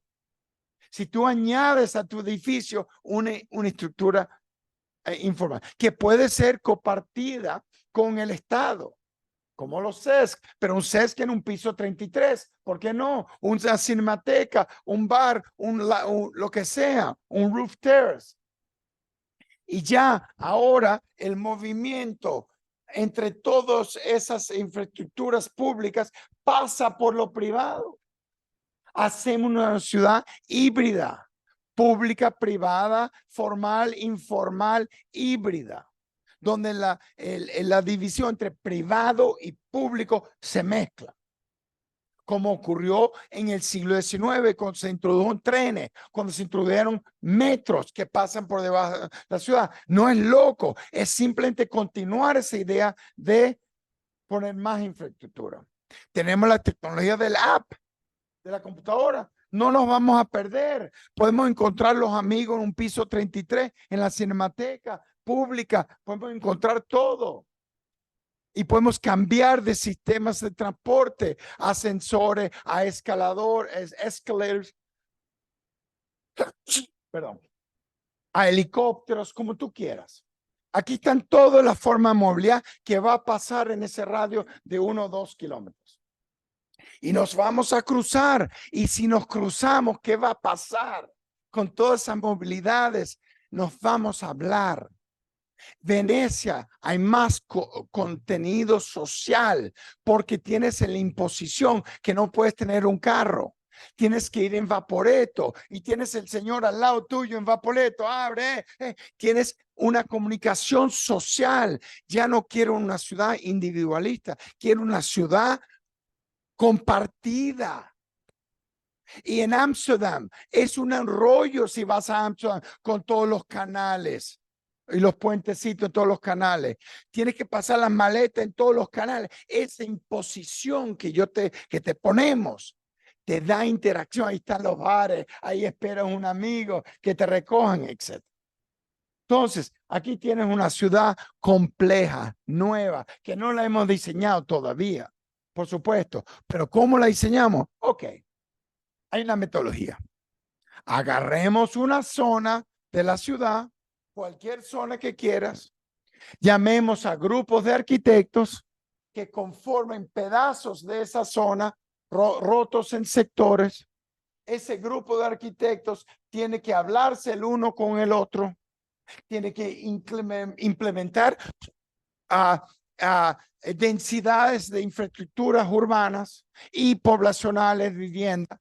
Y luego diseñan su pedazo y luego esos pedazos se unen todos. Y puedes tener formas de conexión, distintos principios de conexión. Y ya en Brasil ya lo tenemos. Tenemos conexiones públicas, verticales, horizontales. Es un esquema brasileño, por eso lo llamo Urban Parangolé. Y entonces aquí ves cómo funciona la ciudad. Aquí ves los roof terraces, la nueva ciudad. Aquí ves arriba la nueva densidad de vivienda. En el medio, la infraestructura peatonal del estado y abajo la ciudad existente. Y las tres se ponen juntas como un sándwich. Ese es el parangolé. Vamos a construir la ciudad del futuro encima de la ciudad que tenemos. No vamos a demoler nada. La ecología es no demolición. Es readaptación. Mucho más difícil. Las constructoras tienen que convertirse en expertos en retrofit. Muy bueno. Ya cambia el negocio. Ya no hay predios nuevos. Bueno, habrán pedazos nuevos. Y esta es la maqueta hecha. El experimento fue hecho en una ciudad colindante a Milán, con todos los africanos que vienen por Lampedusa. Teníamos que pensar dónde poner, y hay ciudades abandonadas. Esta es Piacenza, abandonada, necesitaba una repensada. Y me dijeron, Alfredo, ven a tratar de hacer tu idea loca en Europa. Lo hicimos. Y aquí está Piacenza. Aquí está en el Maxi. Atrás está el dibujo de la ciudad nueva. Y aquí ves en azul la ciudad existente. En amarillo la densidad nueva. Diseñada por cada uno de los alumnos. 30 alumnos trabajando juntos. Y la nueva movilidad sin carros. Y aquí no pude poner la película. Sí puedo, creo, al final, si quieren verla, de cómo se construyó la ciudad. La negociación entre cada grupo, cada alumno. Y ese es el tipo de profesional que yo quiero crear. Quiero un experimento, que la municipal nos dé un experimento para 30 oficinas o más, un pequeño experimento de probar la idea de fusionar lo público y lo privado. Y esa es una representación de un verdadero gobierno progresista, experimental y socialista. Y es además, si no sabes para dónde ir, de noche te lo va a decir. Vas a poder ver con la iluminación lo que está pasando en la ciudad. ¿Y dónde? Ahora les doy unos ejemplos de cómo hacerlo. En Cape Town, donde yo trabajo mucho, me llamaron a concurso, me invitaron, 5 grupos. Tienen un problema que la autopista de 1970 estranguló la ciudad, le pasó alrededor y no permite que la ciudad se expanda hacia el agua. Todo el mundo está tratando de recuperar una especie de highline, la autopista, no sé qué. Yo dije, tumben esa infraestructura. Nunca fue terminada. Entonces, aquí dice, Foreshore's project is a go. Nosotros ganamos, pero después ¿cómo se llama? La mayor, el prefecto, lo agarraron con sobornos y quedó votada. Entonces, ¿cuál es la idea? Esas autopistas pasan por todo el borde y yo le monto a la ciudad una nueva topografía. Esa nueva topografía tendría todo un parque verde lineal de terraplén. Abajo pasan las autopistas, por debajo pasa el metro, el tren. Y eso construye una nueva topografía que llega, que tú subes y puedes ver encima del puerto hacia el agua. Y aquí ves los niveles. Abajo tienes la infraestructura de la autopista, el parking garage, arriba el verde, el pasaje verde y encima los edificios de vivienda social. Y aquí ves el master plan completo que completamente anula la autopista. Y aquí ves el nuevo frente de Cape Town. Y este proyecto se llamó City Lift, levantando la ciudad. O sea, yo estoy seguro que las ideas se pueden hacer incluso aquí. Y esta es otra, el retrofit que yo te hablaba. Muy complicado, hasta para Holanda. Nos llamaron Rietveld, el famoso arquitecto holandés, había hecho 30 bloques modernistas de 5 pisos. Aquí son duplex, 5 pisos, 6 pisos. Para marroquíes, con la inmigración de posguerra, que muchos marroquíes vinieron a reconstruir las ciudades de Holanda, que fueron bombardeadas. Y aquí ven los bloques, no sé si los ven, los bloques modernistas, ¿los ven? Sí. Entonces nos llamaron, ¿cómo pueden hacer? Porque ya los migrantes tenían 50 años, las familias habían crecido, no había ascensores, que teníamos que buscar maneras de hacer retrofit a estos edificios, pero sin votar a un solo inquilino. No hay problema, ponemos todo por fuera. Introducimos retrofit por fuera, por encima. Hacemos nuevas viviendas que puede pagar por el retrofit encima. Es un neighborhood súper diverso, muy interesante. Entonces empecé a pensar cómo meterle la infraestructura en layers, en capas a esa ciudad. Aquí ves el plan y además pongo algunas infraestructuras sociales. Y aquí los marroquíes y eligieron un alcalde de origen marroquí y creíamos que teníamos el proyecto ganado. Entonces, aquí ven los bloques y aquí ves el retrofit encima con los ascensores por fuera, la nueva urbanización, los paisajes, los aparcamientos debajo para los carros, las nuevas plataformas, los nuevos paisajes, la nueva estructura. Y es todo un plug-in. Mira, el plug-in es como una cintura que recubre y aísla los edificios para el invierno. Aquí ves, los apartamentos se expanden, nuevos pasillos de vidrio, etcétera, abiertos. Aquí te pongo la planta. Aquí están los nuevos plugins. Se introducen las cocinas nuevas, los nuevos espacios, los corredores. Se remodela. Esta es la estructura que hay que pegarle. Todo lo naranja es nuevo. Y aquí empezamos a hacer todo el retrofit. Y aquí tenemos los bloques nuevos con vivienda social arriba. Un nuevo piso.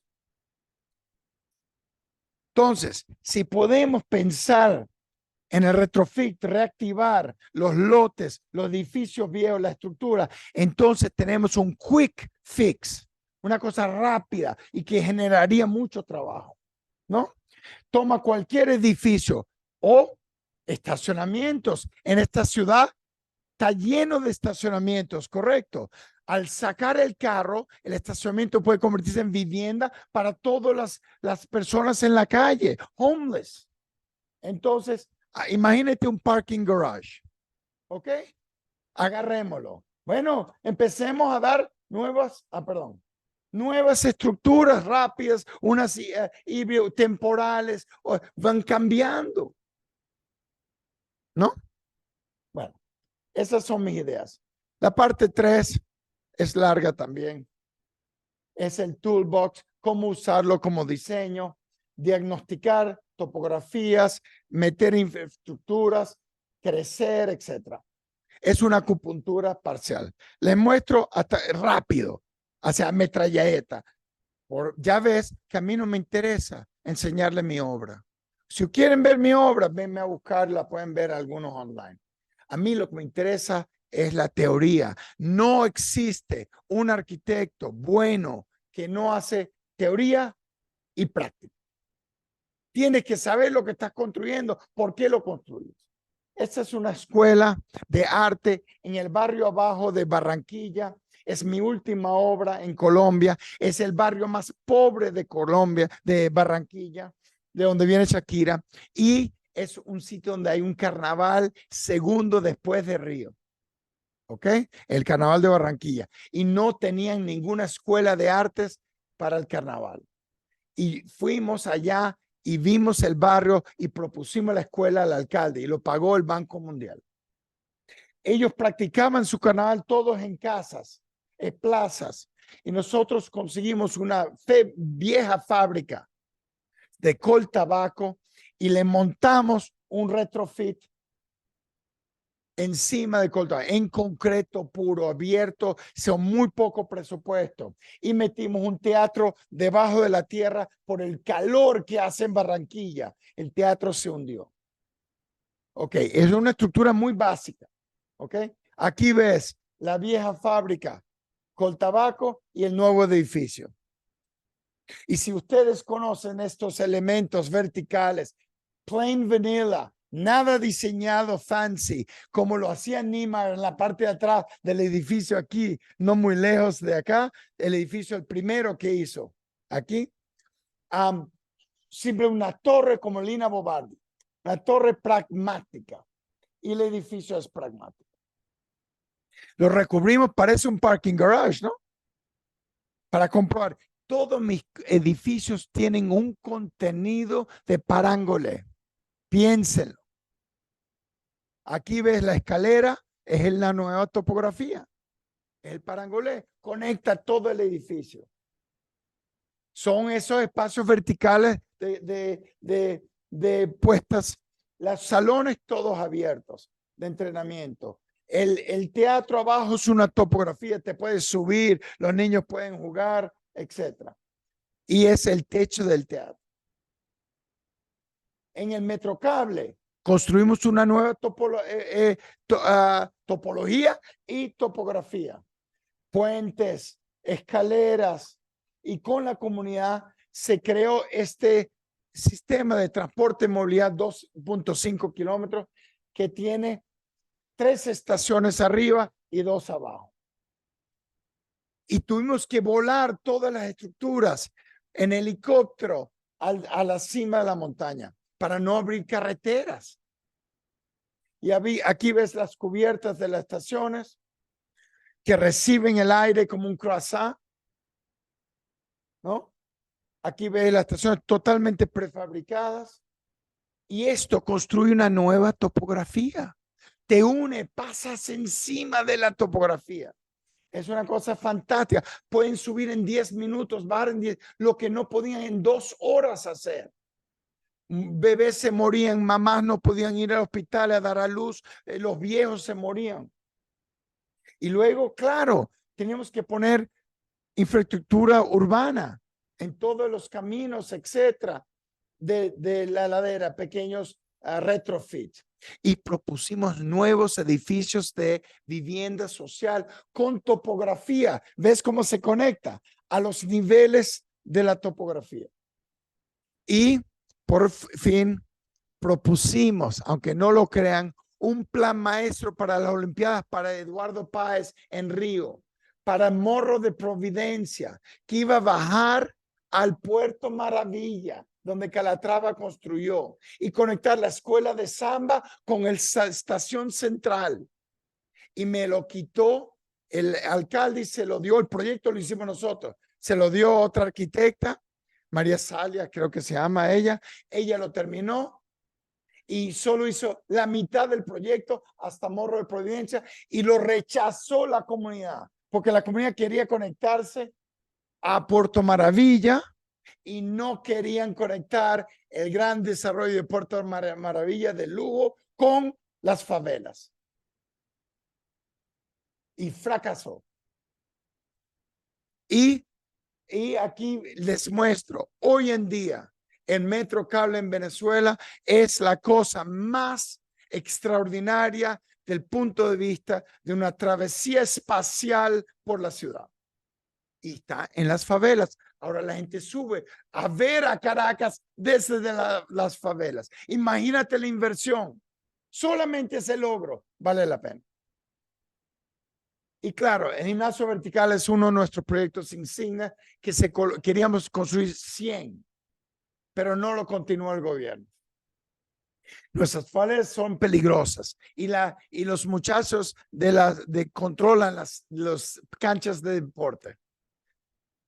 Y entonces dijimos, vamos a democratizar esa cancha. Al verticalizar y dárselo a la municipalidad, se verticaliza con $800,000. Construido con la misma gente de la favela, soldando. Construimos por $800,000, 4,000 metros cuadrados. Aquí ves que es un kit de 4,000 metros, 4 niveles, canchas deportivas. Aquí lo ves, al lado de la favela. Integra la favela con la ciudad formal. Gracias. Muchas gracias. Y aquí tienes, ¿y la arquitectura qué es? Es la expresión mínima de la estructura y el presupuesto que yo tenía. Esa es la estética. Y hicimos 5. Pudimos hacer 5. Y esta tiene un mercado ambulante de pequeños comerciantes. Y arriba, porque es una calle muy principal de comercio. Y arriba el gimnasio. Y el gimnasio en la parte de atrás responde en corte a la favela. Unifica la ciudad formal con la favela a través de mi edificio. Y aquí ves uno para New York que todavía no he logrado hacer. Esta es una escuela de autismo que tiene una rampa vertical porque es parte del parangolé, conectar las nuevas topografías. Y los niños autistas no pueden subir un ascensor, es claustrofóbico y no pueden coordinar con escaleras. Entonces, todo el edificio es una rampa, una nueva topografía. Aquí lo ves. La señora va con 2 niños agarrados, pero a medida que van subiendo, van viendo el verde. El niño autista va viendo el mundo, el verde y las habitaciones y los classrooms. Hasta que lleguen arriba, hacen deporte, están calmados y bajan a recibir clases de música, etc. Se ganó un premio del Higashi School en Japón. Nunca me dijeron que era imposible hacer una escuela de autismo en vertical. Y lo hicimos. Aquí lo ven. Todo abierto. Ahora el proyecto de Sudáfrica de vivienda. Esta es la realidad del apartheid de Sudáfrica. Voy a ir muy rápido. Hay 7.5 millones que viven en 2.700 asentamientos informales. 2.5 millones faltantes de unidades de vivienda. 1 a 12 habitantes por 3.4 metros cuadrados. Se turnan en las camas. de noche. Duermen tú 3 horas, los niños 4, y así van. Pero Mandela propuso que este iba a ser la solución de vivienda pública para todos. Completamente equivocado, no pudieron hacerlo. Sí. ¿Y qué pasó? Esas viviendas se quemaron porque todavía usan queroseno para cocinar y se cae de noche, los niños vienen borrachos, se queman sectores completos. Y el gobierno cree que puede reconstruir en latón. No. Entonces, yo hice un experimento. Agarré una comunidad que encontramos de 300 familias y esas vivían en 300 personas, vivían en 72 viviendas. Esas 72 viviendas, dije, sin que ninguno se mueva, vamos a moverlos, usar la tierra eficientemente, verticalizar. Entonces, no hacer esto, no.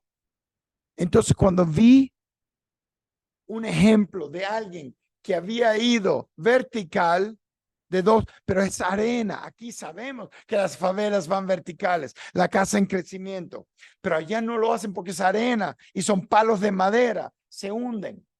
Entonces yo tenía que construir una vivienda que pudiera construirse en arena, ¿no? Aquí vi el ejemplo. Entonces inventamos esto.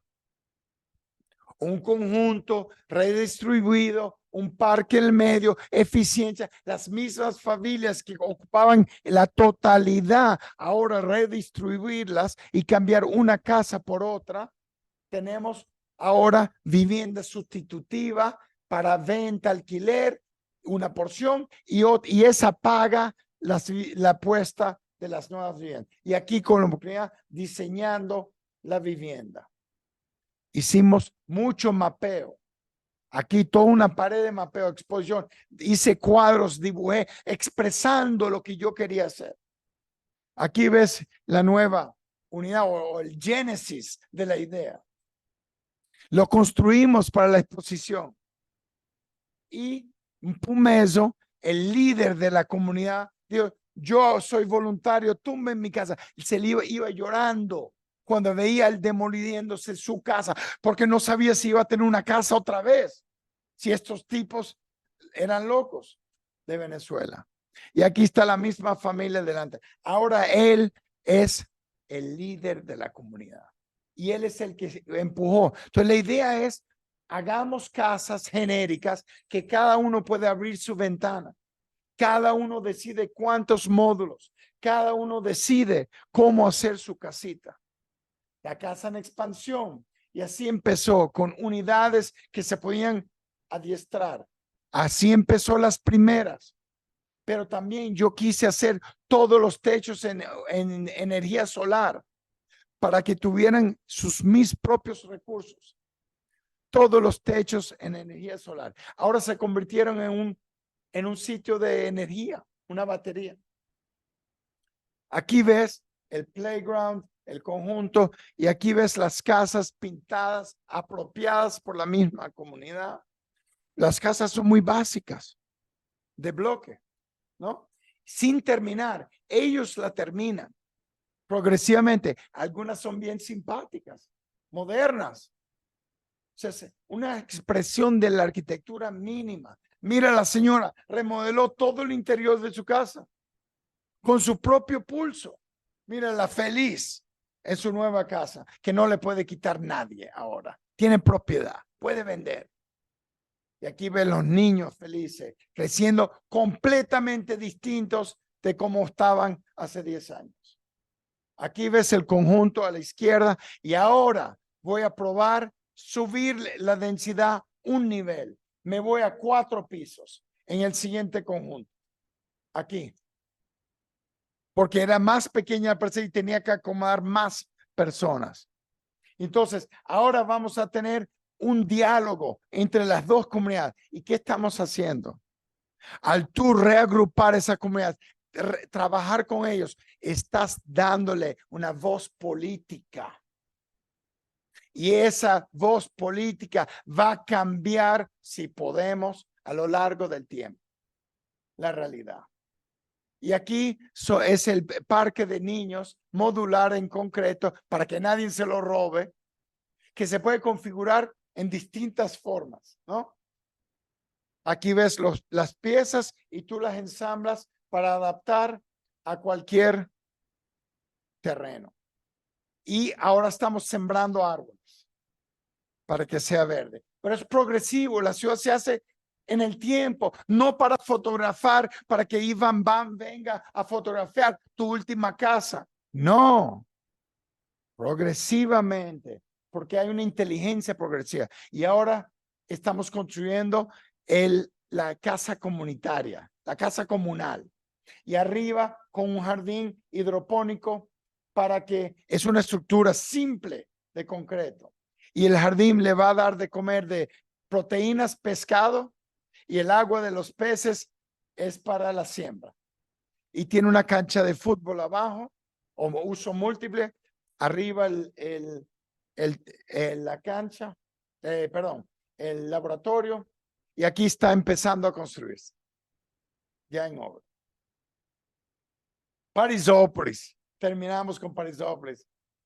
Empezó con una escuela de música que diseñé para Dudamel en Caracas. Ese es el gran conductor de Dudamel que empezó las orquestas juveniles en Caracas. Y no se dio mi proyecto. Y me vine y Betty me invitó de la CEAVE, de la cual está cátedra. Betty me invitó a venir acá. Aquí estamos peleando con la comunidad. Y estamos explicándole con Gilson, el líder de la comunidad. Tumulto en visita extranjeros a favela por la proposición que íbamos a hacer. Pero todo se calmó. Escuela de música y de danza para Parisópolis. Pues Parisópolis se está desarrollando. El terreno, un terreno que se llenaba de agua, se caían las casas, lo invadían. Cuando se caían las casas, invadían el terreno. Hicimos estudios. Aquí ves Parisópolis inundado, era grotado, era la peor parte de Parisópolis. La barriga invertida aquí, en el medio. Se limpió el terreno, volvieron a ocuparlo, se limpió el terreno y por fin comenzamos la obra. Pero cayó Lula, cayó Dilma, cayó Haddadi y se paralizó el proyecto con Wagner que estamos haciendo. Y era bellísimo para la escuela de música. Aquí está la orquesta juvenil, aquí está la escuela de música improvisada. Aquí están los músicos. Empezamos a hacer pilotes, hicimos movimiento de tierra, una nueva topografía. Ya la van a ver. Mira la topografía, mira los niveles. Conectamos calles de arriba, calles de abajo, con ascensor público, estructura. Hacemos todo un terreno, un terraplén. Y todo es un edificio que es topografía, que todo está integrado. El agua, recuperamos el agua, enfriamos el edificio con agua de abajo. Tenemos ventilación natural y todo era un complejo sistema de topográfico. Con vivienda sustitutiva arriba. La vivienda, aquí la ves, la planta, la vivienda es adaptada, se podía adaptar y crecer orgánicamente. Y aquí ven el edificio con lo más básico, una estructura. El puente que conectaba, porque iba a ser una estación de autobús abajo. Subían y tú puedes subir al nivel de arriba, ¿no? El tratamiento de fachada. Y luego nos pidió la CEJAVE que teníamos que introducir una escuela de danza. Creció el edificio y en ese interín de 6 meses que se paralizó el proyecto, invadieron el terreno. Y cayó el Haddadi, no lo reeligieron y se paralizó el proyecto.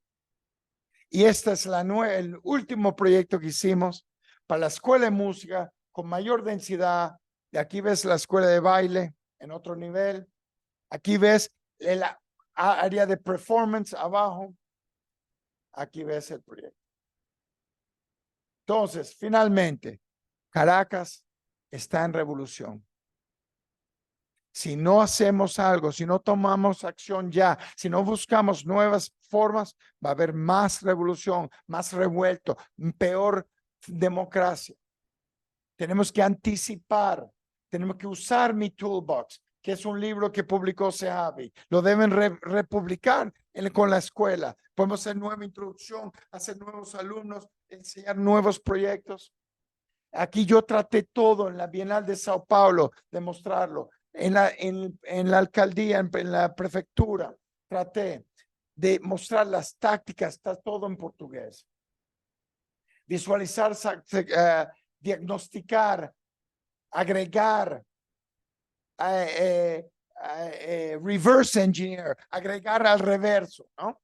Capturar los recursos, añadir infraestructuras, plug-in infrastructures.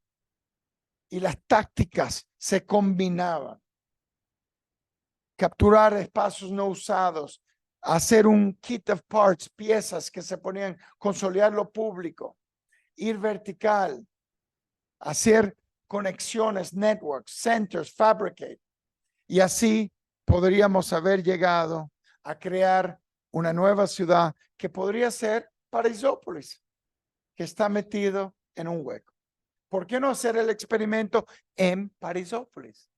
Y dedicamos la escuela entera a diseñar esa nueva reconstrucción de algo que no tiene zonificación, que es ilegal, no tiene tenencia de tierra ahorita, creo que no lo han resuelto. O sea que es posible todo.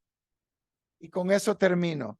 Gracias a ustedes y lo dedico a 100 años de el aniversario, 103 años de Paraisópolis. Gracias.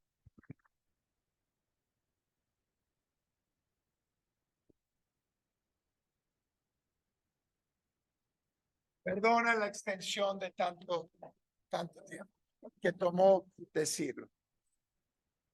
Vamos a abrir la palabra. Participar, comentar, discordar, que sería interesante también. Y aquí y lá fora también, ¿no? ¿Cómo no? Y si no, tú me ayudas, Fanny.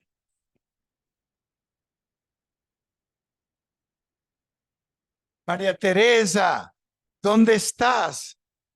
Fala, Teresa. Olá, Alfredo, boa noite. Saudações aqui, São Paulo, litoral de Ubatuba. ¿Qué tal te gustó la Obrigada pela historia? aula.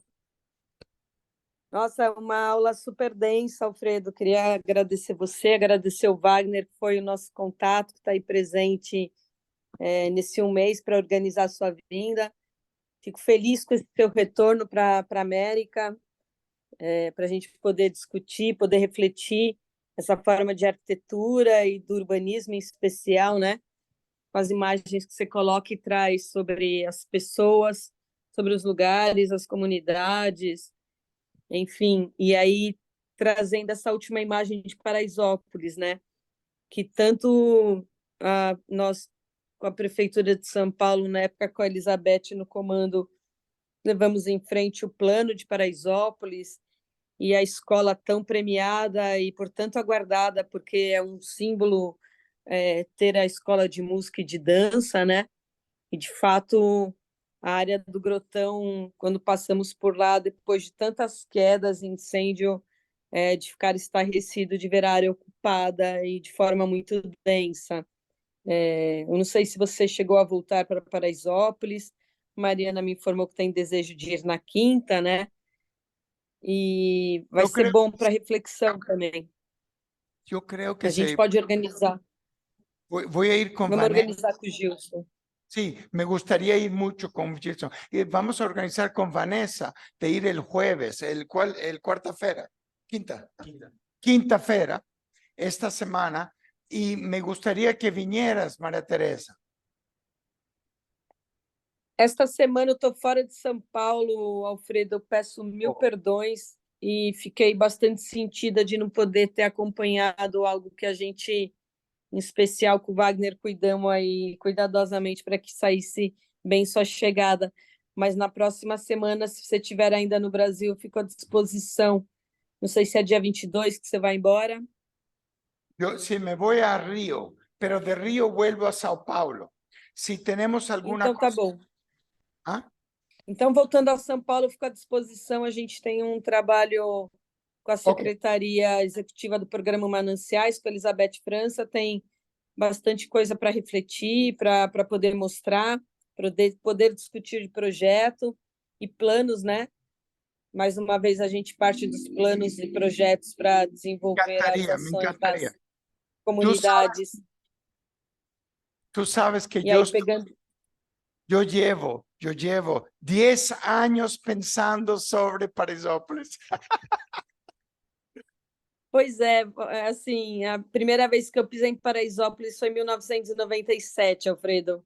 Sim. E desde lá o meu vínculo nessa comunidade, ele vai e retorna, e sempre tem alguém que me demanda que eu vá até Paraisópolis. Na pandemia mesmo, foi um processo que eu participei com alguns alunos, mesmo já não estando no poder público, quando eu tenho uma saída num dado momento, Paraisópolis sempre recorre nas minhas agendas, é um lugar que a gente tem muito carinho e espera que as coisas, as ações saiam lá e você vai poder ver e refletir após a sua visita nessa semana. Mas agradecer aí, você tem um livro muito bonito, um livro muito denso, né? Que traz muitas reflexões, aquela imagem que você traz do Oiticica lá no nosso museu em Minas Gerais, em Otim. Ela é vibrante, eu não sei se você conheceu, já visitou o museu em Otim. Me Recomendo que vá. María Teresa, Recomendo que vá. Yo estoy en Caracas ahora, estoy a 6 horas de ti. Cuando tú me necesites, yo vuelvo. Será um prazer. E puder ir para Inhotim, vai ser muito interessante também, porque aí vai poder fazer esse contraponto e verificar as questões das artes, da cultura e das espacialidades que você traz na sua apresentação. Buenísimo. Passo aí a palavra para os demais colegas e fico à disposição, Alfredo e Wagner. Wagner, ya sabes, sí, Wagner está a la orden para cualquier cosa que necesite.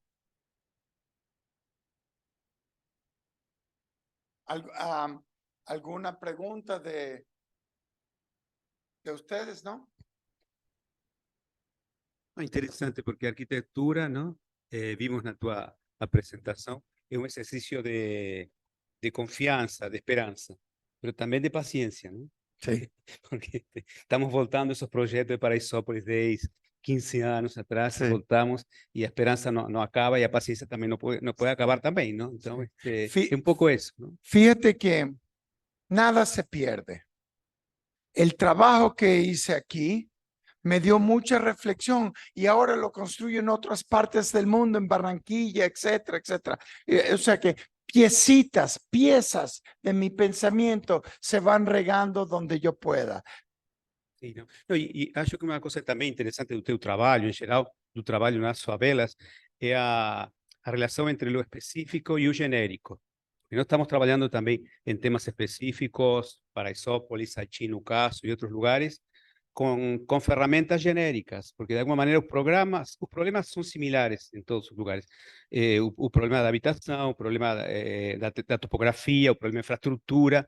Então, na verdade, se nós conseguimos fazer uma caixa de ferramentas, como você colocou aqui, podemos intervir em qualquer lugar, respeitando a topografia, respeitando a população, respeitando as costumes, mas também utilizando esses instrumentos que são válidos para qualquer situação. Acho que isso é interessante, ou seja, através nós que estamos aqui na pós-graduação, através de um trabalho específico, de uma situação específica, estamos resolvendo problemas universais também. Y eso es muy importante. Y nosotros, los suramericanos, tenemos una densidad mayor que el resto del mundo. Caracas está más, Venezuela está 89% urbanizado, o sea, la población que vive en lo rural versus la población urbana. Que Sao Paulo debe estar, Brasil también debe estar 60, 70% urbanizada, ¿no? Porque tiene el Gran Amazonas y tal, otra cosa. Pero así que nosotros tenemos una morena por delante de otras partes del mundo que apenas llegan al 30, 40% de sus países urbanizados. Entonces, nosotros tenemos ya mucha experiencia de trabajar en topografías marginales y que lo que África no tiene, lo India no tiene, Suramérica tiene mucha experiencia. Muito bom. Então, fechamos por aqui, agradecendo novamente e convidando todo mundo para a apresentação do livro, que vai ser na quinta-feira, às 18h30, e avisando que a livraria Eiffel, não sei se conhecem, tem lugar para 25 pessoas, então tem que chegar cedo. Si não no, fica nos fora. regamos a la calle, va a ser un evento público. Então, isso seria interessante também ainda. Então, pero melhor chegar antes para poder ficar Si alguien sentado tiene un perto. megáfono, tráiganselo. Tá bom, então. Bom, então, muito obrigado de novo para vocês que participaram, para Alfredo novamente, para Wagner e para todo mundo que está aqui de uma maneira não tan presencial, Ya, pero participando también. María Teresa, el mensaje que quiero que tú mandes a mis amigos en Sejavi es que yo no he cambiado en nada. Sigo igual y sigo con la misma esperanza, con la misma fuerza y con el mismo optimismo que vamos a cambiar la manera de hacer ciudad. Gracias. Alfredo, percebi que toda a sua animação contagiante permanece em 2023. Apesar da distância, deu para ver assim o quanto você é entusiasta, está dedicado aí a participar das coisas aqui em São Paulo. Eu agradeço sua vibração.